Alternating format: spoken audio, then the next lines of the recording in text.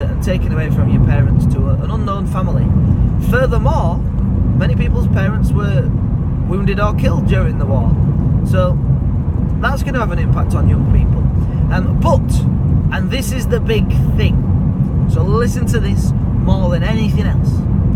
In the 60s, those people who had been children in the 40s had grown up and become adults, and they had children of their own. And their childhood had been all about, well, doing the best for the country, pulling your sleeves up, rolling your sleeves up and getting on with it, suffering, not having as much food to eat as you might want. Sometimes people went through years of the war with one set of clothes that their mother often would adjust as they grew older so that they could still fit in them. In the 60s, their children, young people then, well, they were buying fashion, they were buying records, they were going out drinking and smoking and dancing, and it was a completely different way of growing up if you were a teenager in the 60s compared to a teenager in the 40s. So the difference between the parents' outlook on life and the young people of the 60s outlook on life was vastly different, and that has an impact. And this is one thing I'd write down if we're talking about children. Generation gap, that's what you'd call it. The gap between what had been experienced by the old when they were growing up and what the young were experiencing through the 60s meant that the two parties, the two generations, the older people and younger people, they just didn't get each other. So the young people thought, oh, they don't understand us, God, they're so stuck in the past. They're always talking about the wars, and especially the Second World War and what happened.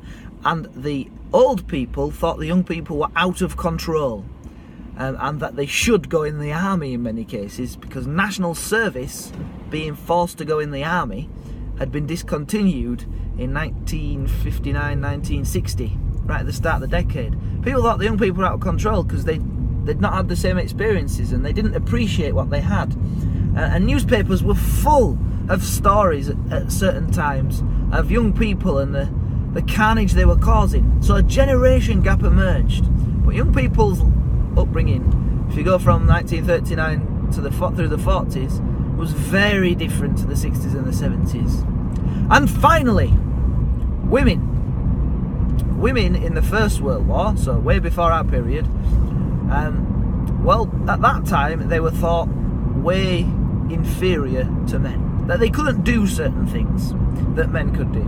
But in the First World War, men had gone off to fight, and suddenly there was a shortage of workers, a huge shortage. We're talking hundreds of thousands and then millions of people shortfall in who they needed to work, to do things like produce the bombs, make the uniforms, and so on and so forth. So the British government and workers started to turn to women and encourage women to fill the spaces left by the men who'd gone to join the armed forces. And in doing so, women proved that actually they could do a job just as well as men. And after the war, not as a reward I suppose, but I think that one of the politicians at the time summed it up by saying, how can we not give them the vote after everything they've done for us during the war? If it hadn't been for women, we'd have lost the First World War. So women got the vote, and they got a bit more power. And through the 20s and 30s you got some female MPs. It became a little bit more acceptable for women to it, but when they got married, they were expected to give up their job. And then when the Second World War breaks out, the government realises immediately, we're going to need the women of our country. And so the women got to work straight away, and again they proved themselves. And so the Second World War is the second time women have contributed massively to society, to a war effort, and been hugely appreciated for it. Though to begin with, things didn't change massively. Women were still expected to give up their jobs when the men came back from the armed forces. They were still expected to give up their jobs when they got married. Women were still expected to do certain jobs that were seen as, well, female jobs, and there were certain jobs which women weren't really encouraged to do at all. If you looked at the subjects women studied at school till late in this period, in fact even until 1975 I believe, women would often do cooking and sewing, like home economics they called it, at school in subjects, whilst the boys were doing woodwork and metalwork. That's just the way it was. But things did change for women. It was perfectly legal in 1939 for women to get paid less than men for doing exactly the same job. By the early 70s, a law had been passed, the Equal Pay Act, I believe it was called, where that became no longer legal. I mean, it was also perfectly legal until the early 1970s to say, I'm afraid we're not going to employ you because you're a woman. That was fine. You could say, I'm not employing you because you're a woman. So the Second World War helped women to prove themselves and changed a lot of people's minds, but actually society and the laws were slow to change. It took until the 70s before women couldn't be discriminated against legally and couldn't be paid less for the exact same job legally. So that's a little outline of women and the impact of the Second World War on women. And if I go briefly back to immigration as the last little bit, because I'm nearly at work now,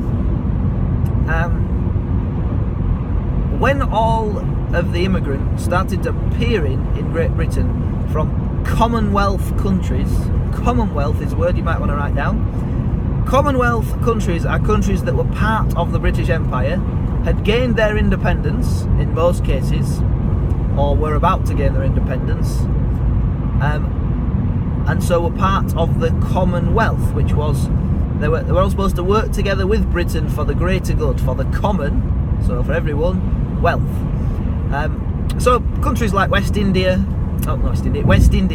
India, Pakistan, Bangladesh, these sorts of countries were the places that had been, or were still for a little while longer yet, part of the British Empire, and they would come across to Britain in the hope of a better life.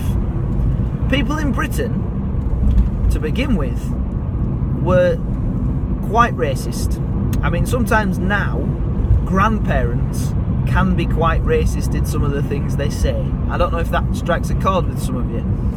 I remember my granddad using some very racist terms. Sadly, he's no longer with us, but he wasn't doing it out of, I don't know, he wasn't a raving racist and a lunatic. He was just using terms that he'd grown up with in everyday conversation.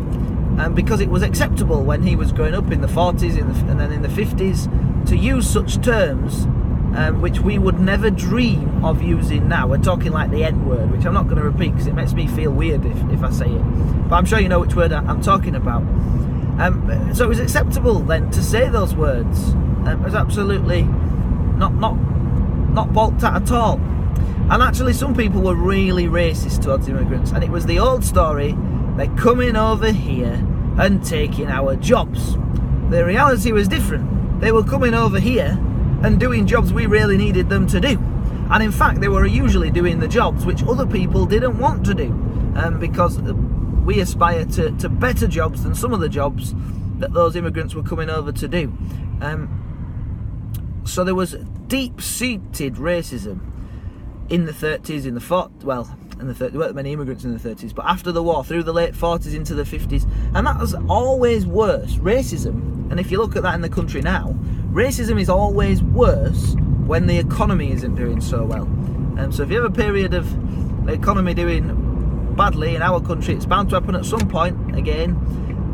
You'll notice sometimes that people are saying, oh, there's too many foreigners, we got to get them out, because they're taking our jobs.